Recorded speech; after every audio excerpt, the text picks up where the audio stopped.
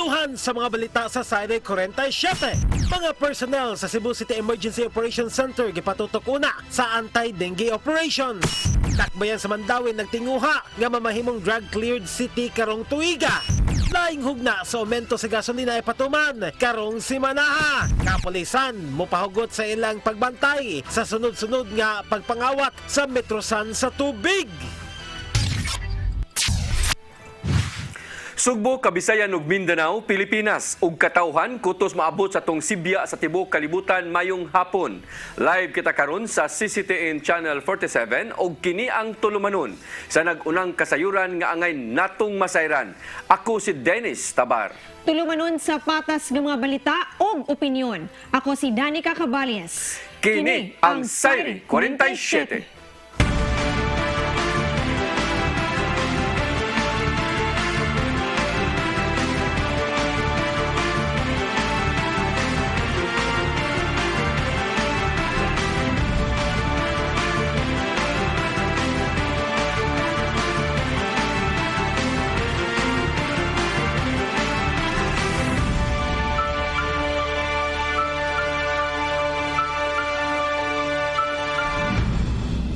Og karon sa kompletong detalye sa atong mga balita, mga personnel sa Emergency Operations Center sama sa mga contact tracers nakatutok una sa vaccination og anti-dengue operations. Kini samtang nagsaka ang kaso sa dengue og nagkaubos usab ang kaso sa COVID-19 dinhi sa dakbayan sa Sugbo. Ang kasayuran ihatod ni Decime Padilla. Gipahibaw ni Cebu City Councilor Joel Garganera, Pangulo sa Emergency Operations Center Cebu City, nga sobra na sa 2 ka buwan nga namintinar sa syudad ang below 1% positivity rate sa COVID-19 cases. Sa datos sab sa EOC Cebu City, ang active cases sa dakbayan naa na lang sa 22 ug sa 80 ka barangay sa syudad, sa 69 niini ang walay reported transmission sa COVID-19. Gumikan kay padayon man nga ni menos ang kaso sa COVID sa dakbayan, ang mga personnel sa AOC sama sa contact tracers nakatutok na sa laing gimbuhaton. Gipaubos sila og training may tungod sa search and destroy sa breeding site sa mga lamok. Karon nga ang kaso sa dengue sa syudad misaka. Gihatagan nilang prioridad ang mga tunghaan subay na sa pakig-alayon sa local school board og Department of Education Cebu City Division aron luwas sa dengue ang matunghaan kung magsugod na ang face-to-face classes. Mo gini-prioritize ni Mayor Mike Rama nga you have to go out, put in place the necessary infrastructure aron gawas nga luwas ang atong mga bata sa COVID, luwas pod sa dengue. Noon, nagpahinomdom gihapon si Konsyal Garganera nga dili tungod kay niubos ang kaso sa COVID sa Cebu City, mukumpiyansa na lang pod. Ang ngayan hinumduman nga wala pa mahuman ang COVID-19 pandemic, maong padayon gihapon nga mutuman sa basic health protocol sama sa saktong pagsulob sa face mask. Una nang mitabang ang EOC Cebu City sa vaccination sa syudad, sukad gani menos ang kaso sa COVID. Nakatutok sab sila sa vaccination, ilabi na nga nakita nila nga menos gihapon hantod drone ang nikuha sa ilang booster shot sa COVID-19 vaccine.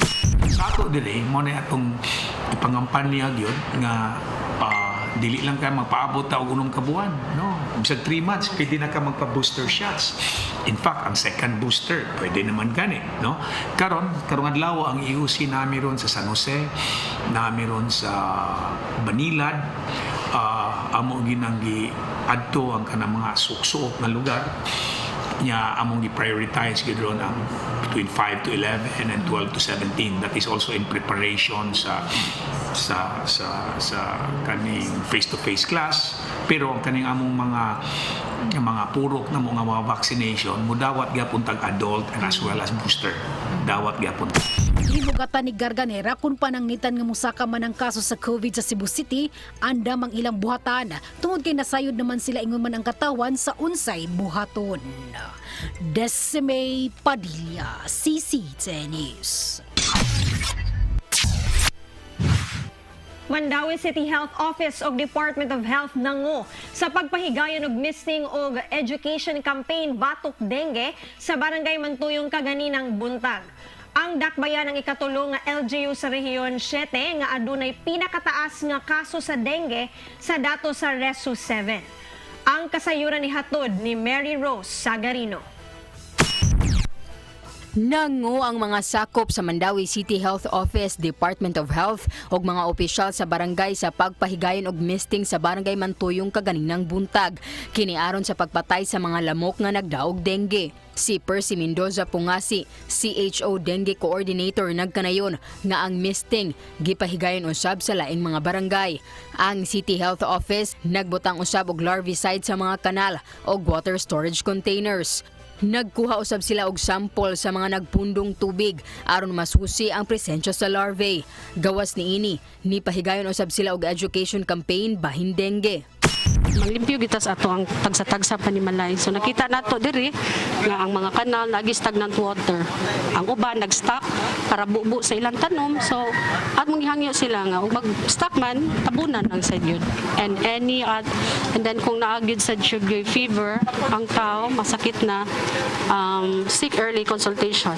Anyway, doon sa barangay naman ay mga doctors, and then sa City Health nato we have the CBC, free CBC. And then the dengue test. Sud karong tuiga, ang barangay Mantuyong nakatala og 3 ka kaso sa dengue nga puros mga bata. Hinuon matod ni Pungasi nga na-discharge na ang mga pasyente.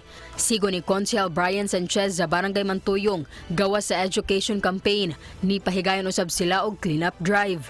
Na alarma sad ta sa ubang dili lang sa Mandawi but sa lain sad nga mga lugar sa ato ang diri sa Cebu tag-as kayog cases. Then kami diri sa barangay pinangaluhan sa mga kapitan Kap John Urot no ni mando siya namo nga as early as possible nga amo ang pa-inform ang atong mga constituents diri sa barangay aron kanang magtinabangay labi na katong mga daghan bitaw nga containers nga og mga kanal nga nga stagnant kay anha maguna magsugod ang mga lamok no nga magpundok nya mangitlog na sila magkadaghan nya ato mga bata magduwa sa gawas nya kanang kibaw kita abot aning dengue kuyaw gyud kaayo. So ang among first step din ani amo din gi-inform ang tanan regarding sa dengue, then nag-clean up drive mi sa mga zones namo no, then among gi-visit sad ang mga purok leaders namo amo sang gi-inform ipatawag sad sa among kapitan nga sa amo ang purok ang katong mga members sa among purok ma-inform sad namo. Sa dato sa Reso 7 ni atong Mayo City, ang dakbayan ang ikatulong nga LGU sa Central Visayas nga adunay pinakataas nga kaso sa dengue nga adunay 214 ka kaso ug 2 ka mortality. Mary Rose Sagarino, CCTN News. Talento sa mga Mandawihanon sa natad sa musika ug arte gipasigarbo atol sa musical and appreciation night. Kadungan usab kini ang paghatag og pag-ila sa mga kaabag sa ilang nga malampuson nga COVID response. Ang kasayuran ihatod ni Gian Navarro. 3, 2, 1. Congratulations, Mandawi City! Iselebrar sa Mandawi City Government ang kamaayo sa mga Mandawihanon sa natad sa arts and culture. Atol kini sa ilang musical and appreciation night yatong Biyernes, Mayo 20 sa gabi dito sa Mandawi City Sports Complex. Usa sa mga highlights mao ang art exhibit nga hinimo mismo sa mga inilang pintor sa Sugbo. Apil usab sa mga gipang-display nga paintings mao ang mga hinimo ni First Lady Sara Walker Cortez.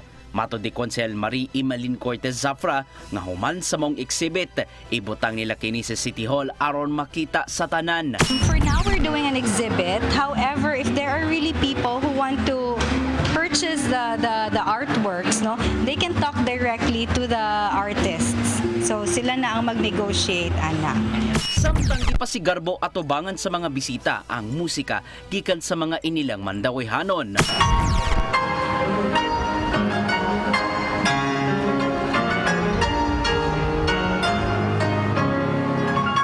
Dakong kalipay ang naangkon sa City Council of Arts and Culture human gipasigarbo ang mga talento. Maong tuyong gidungan na maong selebrasyon sa espesyal nilang pag-ila sa mga frontliners. Actually, it will push through this coming June.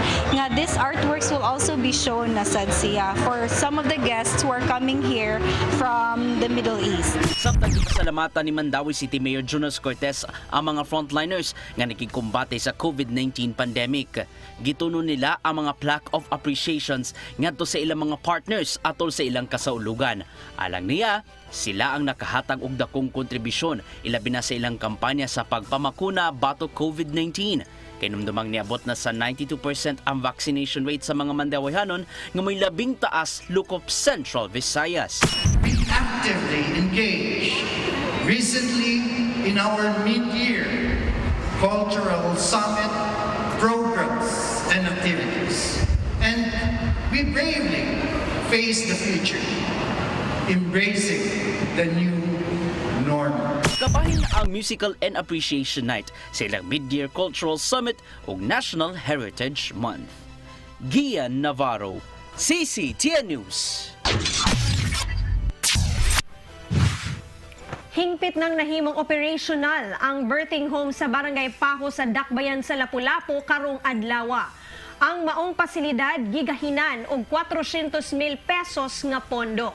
Ang kasayuran ni hatod ni Fatch Anthony Inso. Higpit na nga nahimong operational ang birthing home sa Barangay Paho, siyudad sa Lapu-Lapu karong adlaw. Kinamagitugan ni Paho Barangay Captain Lindel Bulyos. Matod ni Bulyos nga kadtong mga mabdos nga dinhi mga anak nga miyembro sa PhilHealth ang wala na mabayran alang sa ilang pagpanganak. Din libre na sab ang newborn screening og family planning method. Official na yun natong giablihan ang ato ang Paho birthing home. Kung kisa to'y adunay kisa to mga anak nga adunay PhilHealth libre ka na o aduna po tayo libreng newborn screening o yan na po tayo libreng planning method katong kisa to'y plano nga dili na gusto manganak na tayo libreng IUD, N-plan. Inood kadtong mga dili miyembro sa PhilHealth ang doon nalay bayranan nga minimal lang. Nasayran nga doon ay upat ka mga midwife o usa ka nurse ang na-assign sa mga birthing home. Dili hinon mo dawat among birthing home o mga pasyente nga mga anak nga nag-edad og 18 anyos paubos og 27 pataas tungod kay sensitibo man ang ilang pag-anak. Lakip nga dili nila dawaton ang mga anak nga high blood din sila i-refer sa mga ospital. Atong birthing home sa Paho aduna po kitay mga bawal katong mga anak nag-edad og 18 paubos bawal kana o katong nag-edad og 37 pataas bawal po kana o kinsa toy naay hypertension taas og dugo bawal pero karon pagkasugdan na nato ang pag-open sa ato ang birthing home diri sa Barangay Paho. Ang maong birthing home mahimong maka-accommodate og 8 ka mga pasyente. Gitugan ni Bulyos nga mikabat sa 400,000 pesos ang nagasto sa barangay sa maong pasilidad lakip ang renovation sa building. Ingon man ang ekipo nga gigamit alang niini. Fatch Anthony Inso, CCTN News. Mga barangay nga napili nga best badak nakadawat sa ilang incentive nga usa ka gatos ka libo ka pesos gikan sa kagamhanan sa Dakbayan sa Sugbo. Ang paghatag og cheque gipahigayon sa iyo kaganang buntag diha sa Social Hall sa Cebu City Hall. Ang kasayuran ihatod ni Decime Padilla. Nakadawat na sa ilang incentives ang mga barangay sa syudad sa Sugbo nga napili isip Best Barangay Anti-Drug Abuse Council kun Badak. Kinisigon pa sa Pangulo sa Cebu City Anti-Drug Abuse Council kun Kadak, Jonathan Rodriguez.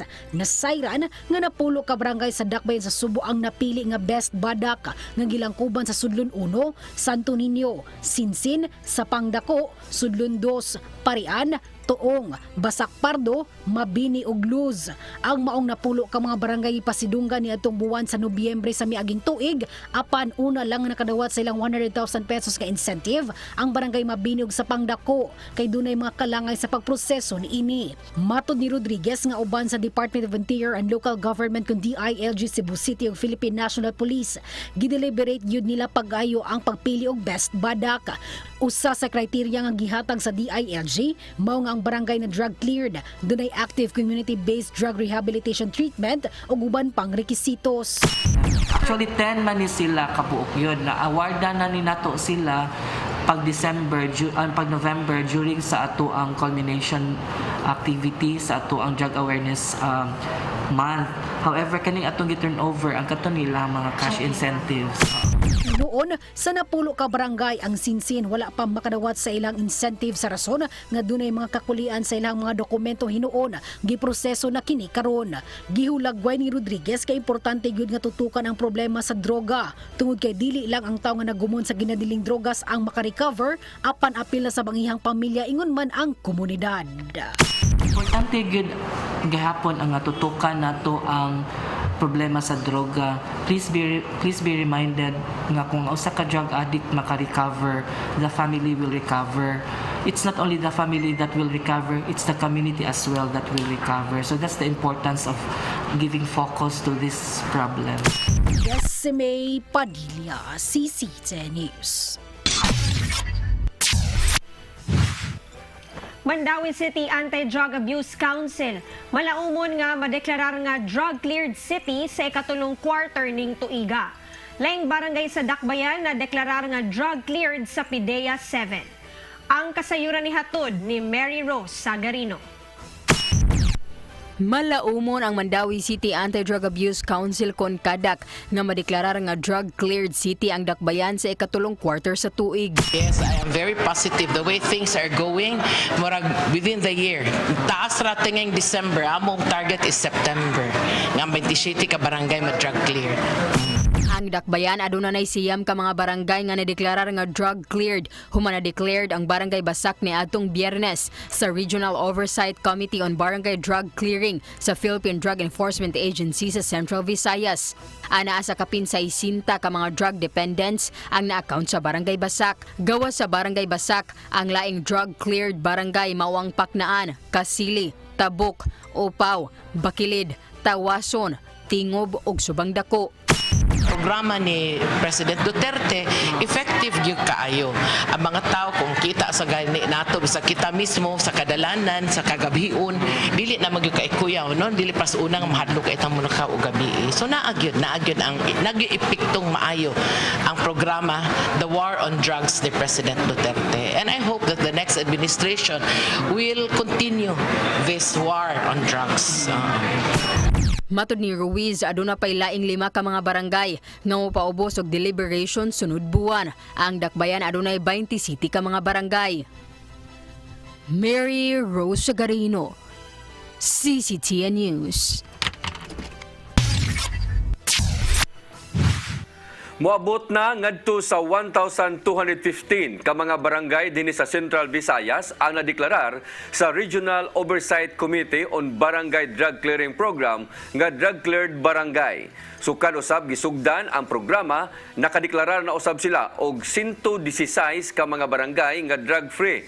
Nagpasabot nga wa na kini kalihukan sa illegal nga drugas. Ang kasayuran ihatod ni Gian Navarro.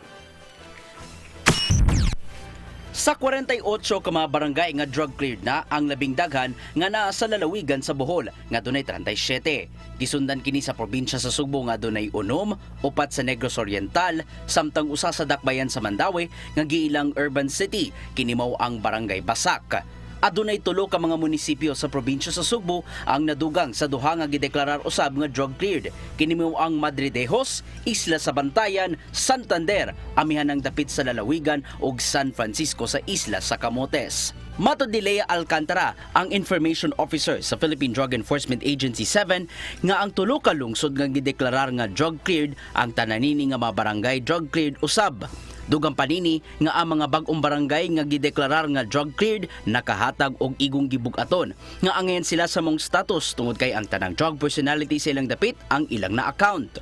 Napaubos usab kini sa Community-Based Rehabilitation Program kun CBRP sa barangay ug subsub nga monitoring nga ang maong mga personality wala na mobalik sa ilang naandan nga bisyo. Wala kini magpasabot nga dili na mamahimong target sa anti-illegal drug operation sa kapulisan ug sa PIDEA among barangay kung adunay mamonitor nga namaligya sa illegal nga drugas. Ang hagit nini ngadto sa mga barangay officials mao ang pagmonitor sa mga drug personality nga gipaubos sa CBRP nga dili na mobalik sa ilang naandan nga bisyo. Matod ni Alcantara nga aduna pay mga barangay ang gipaubos sa deliberation sa ROC-BDC nga sa mosunod nga mga semana ila usab kini nga madeklarar. Una nang gitingwa sa PIDEA nga sa di pa matapos ang 2022, makadeklara na sila og kapin 22,000 ka mga barangay di buok Pilipinas.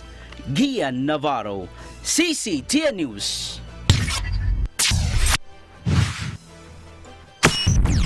Musunod, laing hugna sa aumento sa gasolina ay patuman karong simanaha. Kana guban pang mga balita sa pagbalik sa Saire 47.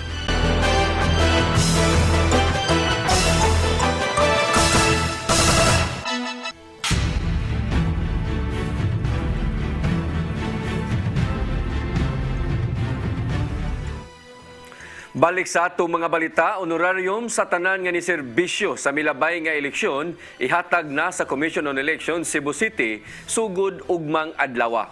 Ang kasayuran ihatod ni Decime Padilla. Ugmang adlaw Mayo 24, 2022, sugda na sa Commission on Election kon COMELEC Cebu City ang pagpanghatag sa mga allowances sa tanang ni serbisyo sa milabay nga May 9, 2022 national ug local elections. Matod ni COMELEC Cebu City South District Election Officer Marilu Paredes, unahon nilaghatag ang honorarium sa mga chairman sa Electoral Board. Makadawat sila og 10,000 pesos minus sa 20% tax. Isunod dayon ang poll clerk og third member nga makadawat og 9,000 pesos minus 20% tax gihapon. Ug sa mosunod nga adlaw, kadto dayong ubang poll workers sama sa isolation polling place kon IPP staff, medical personnel ug uban pa. Gumikan kay daghan ang hatagan og honorarium ang distribution adto pagabuhaton sa opisina sa COMELEC Legislative Building sa Provincial Capitol aron dili maghuot. Dito mi sa Capitol. Sa Capitol. Para sa smooth distribution. Sa itong klaro na ang distribution sa Capitol Social Hall. Dili, not sa social hall, sa among conference room sa COMELEC. Ating legislative building. Sa legislative building. So second floor na. Second floor, aron safe atong mga ibis, and then na sa parkinganan, etc. Sugdan sa alas 9 sa buntag ang distribution sa allowances hantod sa alas 5 sa hapon. Kada adlaw kinibuhaton hantod nga mahatagan ng tanang poll workers sa ilang honorarium. Sa mga mukuha sa ilang honorarium, kinahanglan nila mo fill out og Form 2316 alang sa tax. Mo presentar sa ilang appointment paper og Department of Education Identification Card.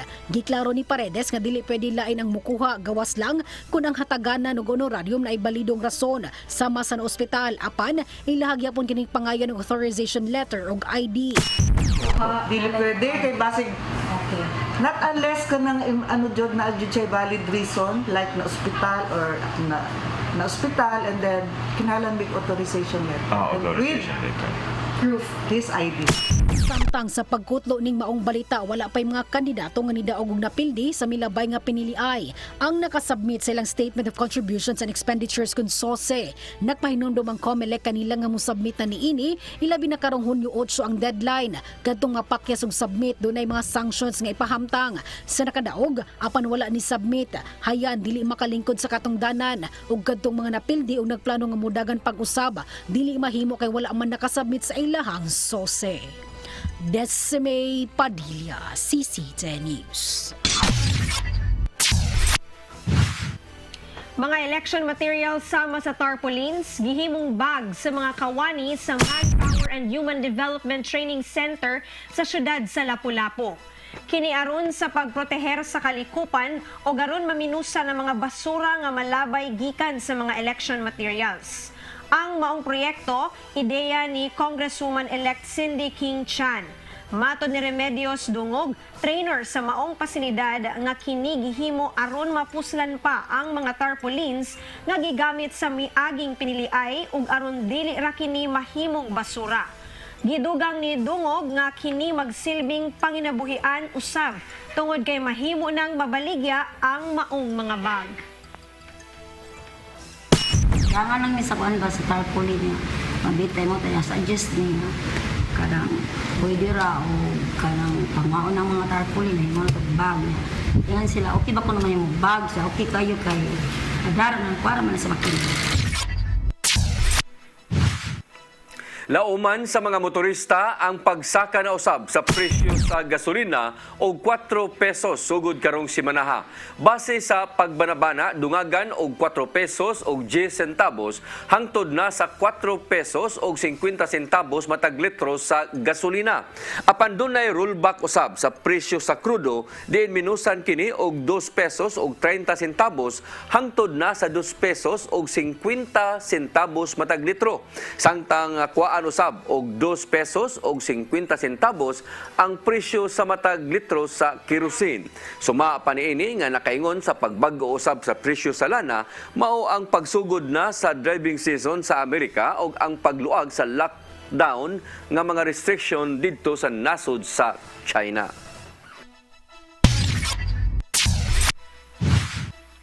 Dugang pang mga proyekto uban ang pribadong sektor ug pagpalambo pa sa ilang mga properties gipaninguha karon sa habig sa Economic Enterprise Council sa Kapitolyo. Kabahin kini sa ilang mga plano aron mapadayon pa ang mga economic activities ubos sa bag-ong termino ni Gobernador Gwendolyn Garcia. Ang kasayuran ihatod ni Gian Navarro. Gihan-ay sa Economic Enterprise Council sa provincial government ang mga plano aron palambuon pa ang ekonomiya sa Sugbo sa umaabot. Pinasubay kini sa tinguha ni Gobernador Gwendolyn Garcia nga mas mapalambo pa ang probinsya sa Sugbo ubos sa iyang bag-ong termino. Niadtong Biyernes, may paygayon og meeting ang EEC nga gipanguluhan ni Garcia ug usa sa mga nasabutan mao ang dugang pa mga economic enterprise activities alang sa Sugbo. Mato di 6th District Board Member Glenn Anthony Soco, kinsang sakop sa mga konseho nga pahimuslan nila ang dugang pa mga property sa Kapitolyo. Ilabi na karon nga naninguha sila makabaton og dugang pang kinitaan sa probinsya pinagi sa local revenues. We will not just be relying on the national government allocation. We will also be looking for ways on how we can increase our local income. Pinagi sa atong economic enterprise activities. Palambuon usab silang habig ang mga proyekto uban ang pribadong sektor. Kinisama lang sa pagbutang og patubig sa mga kalungsuran uban ang ilang partner nga Manila Water. Hinuon abli ang Kapitolyo alang sa ubang mga proposals nga paghimuon sa dugang pang mga public-private partnership projects sa umaabot. In fact, usasad sa amo sang i-pursue is kanisyang waste to energy nga plano sa probinsya nga we can look for a private sector partner nga mo operate sa kanang mao nga waste to energy nga project, no, nga ang waste sa atong mga kalungsuran dakbayan nga ma-convert na to into source of energy. Samtang itutukan nila ang implementasyon sa Sugbo Negosyo Season 2, din adun na sila mga bag-ong beneficiaries. Ipaubos sila sa mga seminar uban ang DTI, una pa sila matagan og card nga may gamiton sa ilang negosyo. Kipanghinaot karon sa EEC nga mas mulagsik pa ang ekonomiya sa Sugbo sa higayong matuman ang ilang mga plano. Gian Navarro, CCTN News. Gianigurahan na ang bag-ong Tuburan District Jail aron maminusan ang pagdasok na sa mga pineriso sud sa maong prisuhan. Napalantawan usab sa mayor sa Tuburan nga pinaagi sa gitukod nga bilangguan makahatag kini og dakong kaygayonan sa ilang lungsod. Ang kasayuran ihatod pagbalik ni Gian Navarro. Gitambungan sa mga kadagkuan sa Department of Interior and Local Government, Bureau of Jail Management and Penology ug local officials ang pag-abli sa Tuburan District Jail niadtong Sabado. Usa among prisuhan sa mga proyekto sa managlaing habig aron maminusan ang pagpunsisok sa mga piniriso sa sulod kun jail decongestion. Mukabat nga to sa kapin 13 milyones pesos ang pundong gigahin sa gobyerno alang sa katukuran niini. Gisugdan ang pagtukod sa maong 480 square meter facility niadtong July 2019 sulod sa kapin 21,000 square meter lot nga gidonar ni Mayor Aljun Diamante. Usa sa mga tingwa sa pagpatukod og dugang pang mga selda sama na lang ning Tuburan District Jail mao ang gitawag nato nga jail decongestion. Pinagi sa pagpaluag sa mga selda kalikayan usab ang pagpunsisok sa mga persons deprived with liberty. Aron usab kalikayan ang kikabalak ang pagtinakdanay sa sa managlahing mga balatian. Ibunyag ni DILG Undersecretary Nestor Kinsay nga niabot sa 1,000% ang congestion rate nitong 2016. Maong dako ang pasalamat tini sa LGU human misanong sa gitinguhang jail decongestion. So ngayon po ang tinataya po natin pag natapos po lahat ng ating constructed na ongoing construction pa ng ating jail facilities ay abot siguro na ito ng mga 20 to 100% na lang ang congestion rate po natin. Nahuman among pagtukod niya to pang Abril 2020. Apan karon lang nakahigayon sa pag-inaugurar karong luag na ang health restrictions. Sa dili pasugdan ang pag-operate niini, paabuto nila ang pagtakop sa election ban aron maka-appoint sila og bag-ong jail warden. Samtang gipaabot nila ang pagtugot gikan sa korte aron makabalhin ang mga piniriso. Each floor can accommodate, each cell can accommodate 40 PDL. So more than enough for them. So ang silong magamit po sa ninato temporarily just to help the PNP decongest their station also. Karong naabilihan na ang Tuburan District Jail, naninguha si Mayor Diamante nga matukod ang dugampang training center sa kapulisan ingon man kabumbiruhan. Mato dini nga dako kini og ikatabang alang sa ekonomiya sa ilang lungsod. Ang ato nang ituyo kayron nga ang Tuburan dili lang unya mahimong copy capital in the province of Cebu kundi mahimo po siyang training capital sa public safety sa tibuok region ug sa tibuok probinsya sa Cebu. Ningutan ang Tuburan District Jail sa barangay Tumunhaw ug alagaran nini ang mga PDLs. Apil na ang mga kasikbit niini nga lungsod. Gian Navarro, CCTN News. Gipahibaw sa Land Transportation Office kon LTO-7 nga mubukas og dugang buhatan sa rehiyon alang sa mas paspas nga pagproseso sa mga dokumento.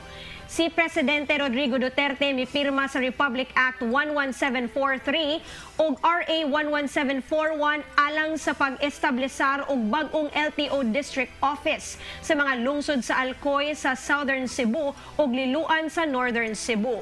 Gitugan ni LTO-7 Director Victor Caindec nga mag-abli sila og ubang mga renewal offices sa Tagbilaran City sa Bohol ug Dumaguete City sa Negros Oriental.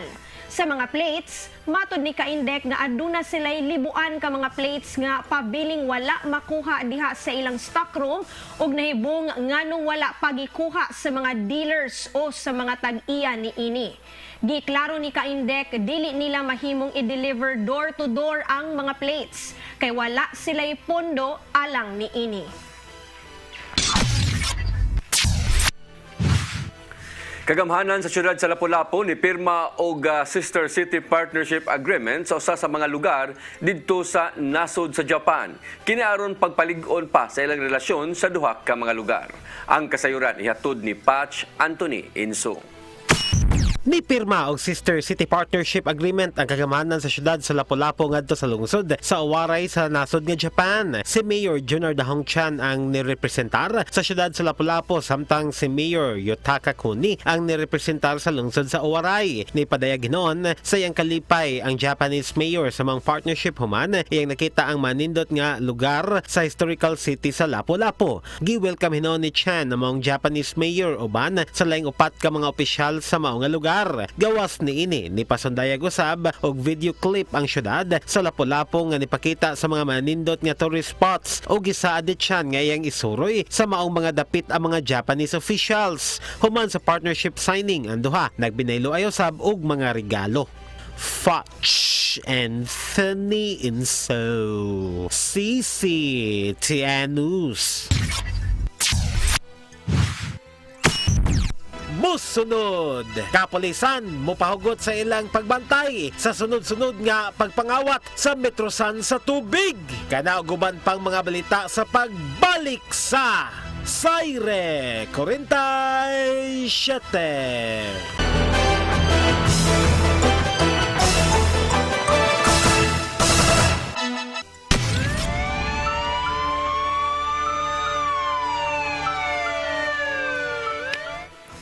Balik sa atong mga balita, kapulisan nakasakmit og 12.8 milyones ka pesos nga kantidad sa ilegal nga drugas ug nagkadayang armas atol sa kaadlaw nga dungan nga anti-criminality and law enforcement operation sa managlahing lugar dinhi sa Central Visayas. Ang kasayuran ihatod ni Arnold Bustamante.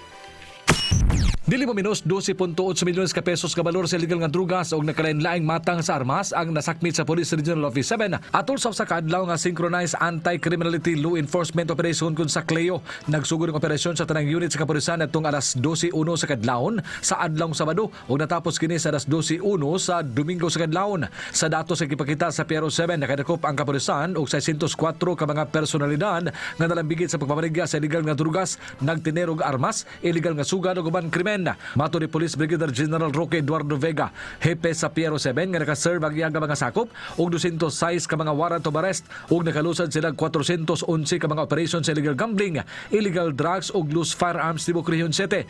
Tungod ni nakasakmit ang mga pulis og dulan sa 2 ka kilo sa gituang shabu, 233 ka mga armas ug mga eksplosibo, lagip na ang pagkasikop sa 181 ka mga most wanted persons. Nakadakop usab sila 243 ka mga sugarol nga naatlan nga nanugal din na embargo nila ang dulan sa 25,000 ka pesos sa kwarta gikan sa illegal nga sugal.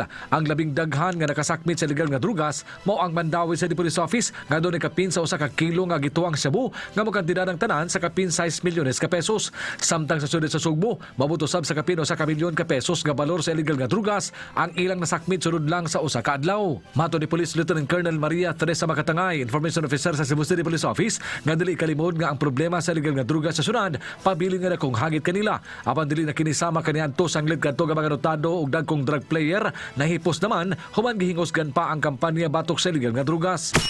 Again, as we have mentioned in the previous na mga interviews, this problem on illegal drugs is quite perennial, no? Like illegal gambling. And we have also discussed various reasons why it still exist up until now. Dugang ni Makatangay nga ang nakabintaha karon itandi kaniadto aga mga tawo na sa barangay ang nagpakabana din sila na mismo aga motugan sa kapulisan labot sa pagpakatap sa illegal nga drugas silang dapit. Tungod niini gipanambo pa sa kapulisan sa sudid sa Sugbo ang pakigsandurot sa publiko aron makuha kadtong labing gamay nga nagpahihot sa illegal nga drugas diha sa barangay. Then again, what is important is that we continue our operation and the community continuously reports also ang ilahang mga napanidaan sa ilang komunidad, and I think that is what is more important, ang vigilance sa komunidad na mo-report sa ilang kapulisan ani nga mga matang sa krimen. Arnold Bustamante, CCTV News. Kapulisan sa syudad sa Sugbo mupahugot pa sa ilang pagbantay sa mga metrosan sa tubig sa Metropolitan Cebu Water District kon MCWD. Sunod-sunod nga kawat sa water meters maoy nakaapekto sa serbisyo sa ahensya samtang mga junk shops nga mamalit niini ikihag apil sa kapulisan. Ang kasayuran ni hatod pagbalik ni Arnold Bustamante. Duha ang nadagpan sa mga sakop sa Sawang Calero Police Station 6 sa Cebu City Police Office samtang duha usam aga nakadagan human maatli nga nangawat kini sa mga metrosan sa tubig nga giparigya sa Metropolitan Cebu Water District. Unang nadagpan atong Sabado sa alas 13 kadlawon sa dalan 3 de Abril dool sa usa ka pribadong tambalanan sa Barangay San Nicolas sa sudid sa Sugbo. Si Adriana Fortes Morris, 25 anyos, nga taga Sipadilla sakop sa Barangay Sawang sa Kadakpay sa Sugbo. Apan ang iyang kauban dali kini nga nakaikyas, nabawi sa mga pulis nga nagroving sa mga dapit ang usa ka water meter o galiya tubo nga mao iyang gamiton sa pagtangtang sa metrosan sa tuig. Pagkadomingo sa alas 2:20 sa kadlawon, ilaw sa gidadakpan ang laing kawatan sa wag hapon nga lugar nga gilang nga sila nga Rodrigo Verdeflor, 18 anyos, kaga City Fuda, Barangay Guadalupe. Samtang nakaikyas usam si Gianluc Abellanosa, 20 anyos, nga taga Sitio Usaka, Barangay Ermita. Mato ni Police Lieutenant Colonel Maria Teresa Makatangay, Information Officer sa Cebu City Police Office, ngailan na kining gihingusgan nunod sa nadawat nga report nga sunod-sunod na aga nahitabo nga pagpangawat sa mga metrosan sa tubig sa MCWD. Dugang ni Makatangay nga nakigalayo na sila sa buhatan sa MCWD armasayron usab nila kung asa pa nga mga dapit sa Dakbayan Sugbo ang adunay daghang kaso sa pagpangawat sa laga water meter aron nila kining tutukan sa laga mga personnel. Yes, naa natay mga pipila ka mga tawo no nga na-arrest who are engaged in this kind of crime. Karang tuyuan gyud nila og gibot ang mga metro sa tubig no. So so far we have arrested around 4 so far in the report, and atong nakita nga kani sila nga mga personality dili lang usa na uban duha ilang gikawat. The recent one is involved in the theft of 3 water meters. So we'll be working closely with the MCWD on this regard so that we will be able to improve our surveillance and monitoring, and if there are other measures that we can also implement to lessen this type of crime. Gawas nini ipasubay usab ni makatangay ang mga junk shops nga namalit kining maong matang sa metrosan sa tubig o kung aduna sila masuta ila kining iapil sa pagkiha. Yang giklaro nga kung walay mamalit sa maong mga metrosan sa tubig, wala usab mangawat tungod kay dili man kini mapuslan. And also your police is checking and monitoring our karang mga mamaligya og scrap metals. If they are also engaged in the buying of this type of items, because if they're not, they might become liable under the anti-fencing law. So all these your police are doing to respond to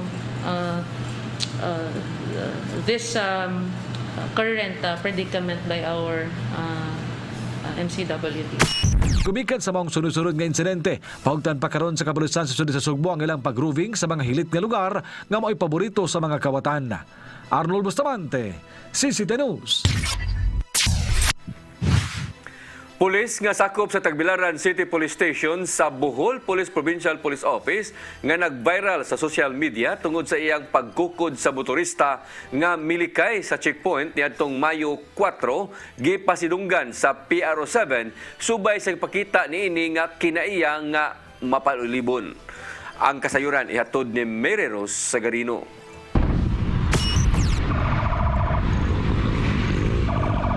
Sa Facebook group nga Motosikop, didto unang na-post ang video sa ginukdanay sa pulis nga nailang si Staff Sergeant Crislam Bakil. Iyang gigukod ang motorista nga way helmet o way plate number ang gimaneho ni ini nga motorsiklo. Madungog sa video ang mando ni Bakil sa driver nga ipadapli ni ini ang iyang gimaneho nga motor. Apan inay mutuman ang mipasutoy pahinuon kini sa pagpadagan. Makita usab sa video nga hapit kini madisgrasya sa laing motorista. Maayo na lang kay nakabawi ra kini. Apan sa dihang gidikit na ni Bakil ang iyang motor, gidasmag na hinuon kini sa suspitsado kaniya dungan sa pag-ambak nga may resulta sa iyang pagkatumba. Bisan pa man sa iyang nahiaguman, may bangon siya o gigukod ang suspitsado nga ang usa ka tiil wa nay sapatos tungod kay nahabilin sa natumba niya nga motor. Nadakpan ang suspitsado nga gila usab nga si Mark Gervin Sarmiento Colahara, 31 anyos, nga taga Purok 7, Hontanosa Street, Barangay Poblacion 3, Tagbilaran City, Bohol. Dinhi nasuta nga wala di ay lisensya o rehistro ang gimaneho nga motor sa suspitsado ug ang nakadaot pa kay parolado di ay kini alang sa iyang temporaryong kagawasan nunot sa iyang mga kaso nga giatubang. Matud ni Bakil nga nahinabi sa mga tigbalita ni adtong mga tungura, nagpahigayon silang patrolya uban sa iyang mga kaubanan. Nasigpatan ang motorista nga walay plate number ang motor nga gimaneho ni ini ug wala pa maka-helmet. Giangko ni Bakil nga dakpon lang gyud nila kung duna sila masakpan nga kriminal og dili mo gamit sa ilang kusog sama sa armas. Maumatod pa kini ang gitudlo sa ilang mga labaw sa kapulisan sa probinsya sa Bohol nga kung mahimo ipatuman ang maximum tolerance. Tungod sa gihimo sa maong pulis, daghan ang nakadayeg nga mga netizen og miawhag pa sa ubang kapulisan nga sundugon ang gihimo ni Bakil. Si Police Brigadier General Roque Eduardo Vega, hepe sa Police Regional Office 7, nalipay sa gipakita sa iyang sakop, gumikan sa gipakita sa taas nga pasensya, determinasyon og commitment sa trabaho, gidayeg niya kini.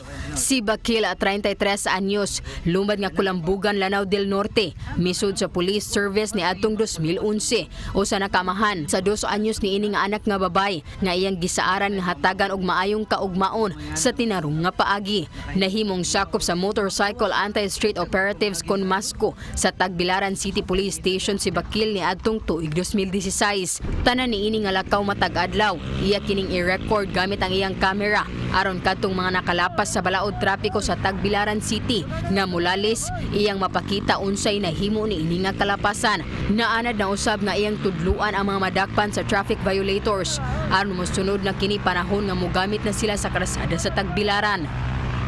Mary Rose Garino, CCTN News. Gitugutan na ni Pope Francis ang pagdeklarar ni kanhi Arsobispo Teofilo Camumot sa titulong venerable. Sumapa sa anunsyo gikan sa Archdiocese of Cebu, giautorisar sa Vatican ang paghimo og decree nga mag-ila sa pagkahalangdon sa maong Cebuanong Arsobispo. Ang titulong venerable ihatag sa nitaliwang tao kinsang naghalad sa iyang kinabuhi alang sa kaayuhan sa tanan. Nagkinahanglan ang Vatican og duha ka milagro gikan ni anhing Camumot aron madeklarar kini isip usa ka santo. Namatay si Camumot ni atong 1988 human na aksidente sa lungsod sa San Fernando. Gipasiugdahan sa Archdiocese og sa Daughters of Saint Teresa ang petisyon aron mamahimong ikatulong santo sa nasod si Camumot tungod sa iyang gugma ngadto sa mga kabus.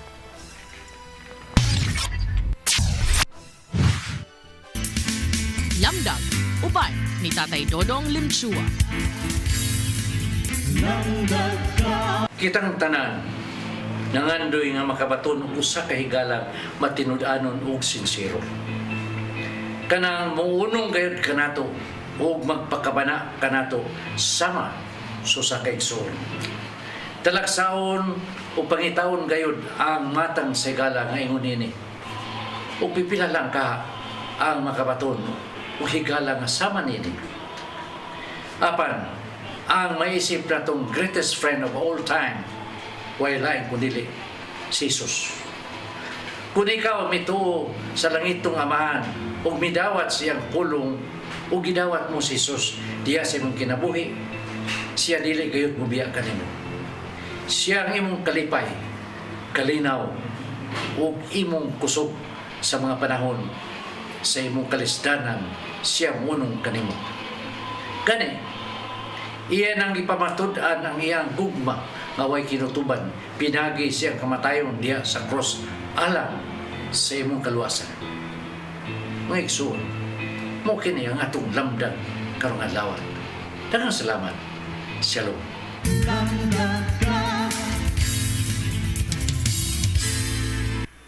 Mao kadtong naglangkob sa ato mga balita sa Sayre 47. Ako si Dennis Tabar. Ako si Danica Caballes. Hangtod ugma sa inyong paboritong tulumanon.